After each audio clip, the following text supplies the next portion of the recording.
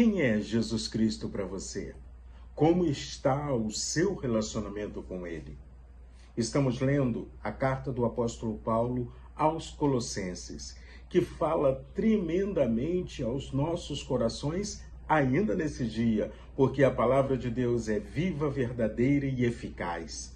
Eu tenho enfatizado com você o retorno da sua intimidade com Jesus histórico, o Cristo que veio, que ensinou, que escolheu pessoas para segui-lo e que orou inclusive por nós, para que nós continuássemos a missão que ele começou, a missão de levar pessoas a terem uma verdadeira intimidade com o Pai. Por isso, quando você estiver orando, é Pai Nosso, porque nós entendemos que Deus está olhando e está cuidando de nós na coletividade, apesar de que também Deus conhece o nosso coração, Deus nos aceita e Deus cuida de nós em cada singularidade nossa. Nós somos filhos amados do Senhor. Precisamos obedecê-lo, precisamos buscar uma vida de plena intimidade com o Senhor.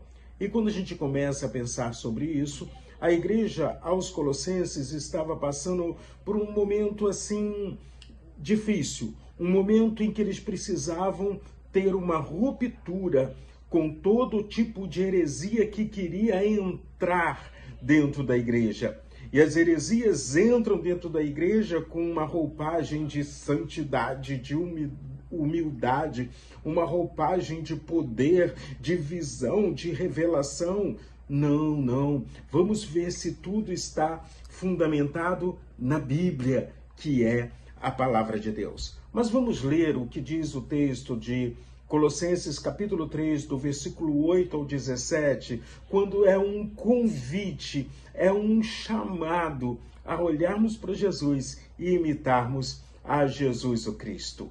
Diz assim, Colossenses capítulo 3, versículos de 8 a 17. Agora, porém, abandone igualmente todas essas coisas: ira, indignação, maldade, blasfêmia, linguagem obscena no falar.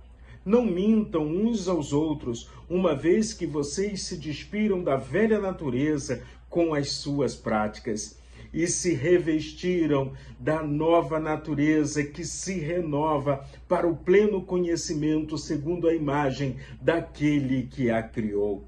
Aqui não pode haver mais grego e judeu, circuncisão e incircuncisão, bárbaro, cita, escravo, livre, mas Cristo é tudo e está em todos.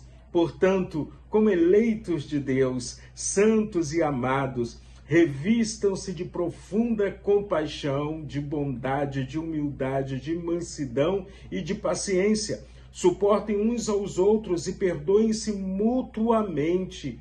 Caso alguém tenha motivo de queixa contra outra pessoa, assim como o Senhor perdoou a vocês, perdoe também uns aos outros. Acima de tudo isso, porém, esteja o amor, que é o vínculo da perfeição.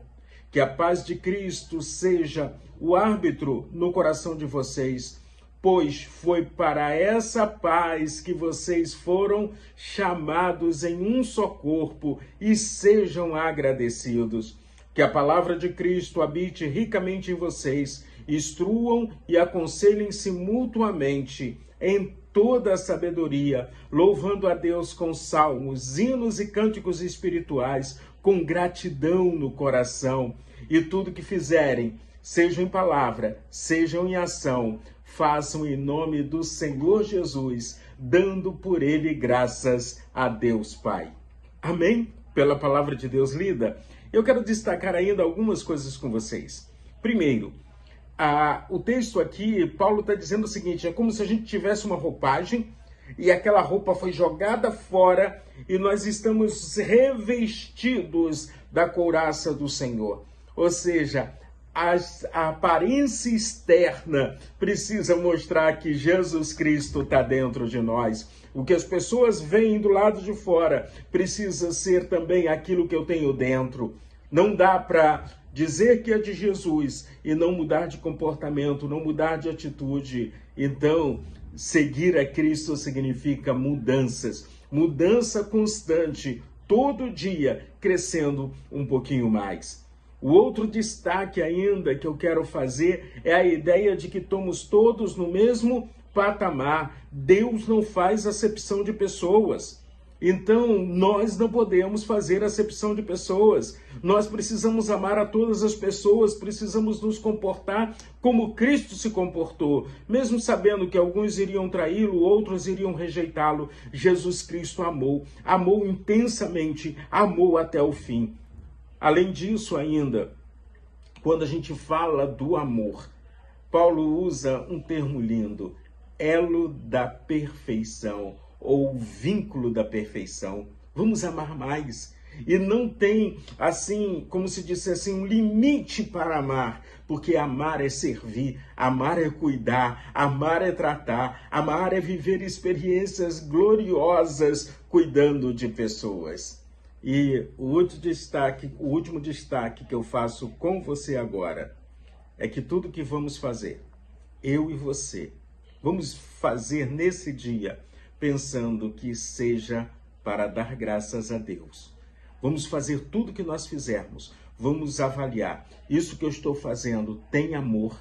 É em amor? Esse é o desafio que eu coloco para você. Vamos viver esse desafio nesse dia. Como diz o próprio texto no versículo 17, e tudo que fizerem, seja em palavra e em ação, façam em nome do Senhor Jesus, dando por ele graças a Deus Pai. Deus abençoe de forma poderosa a sua vida nesse dia.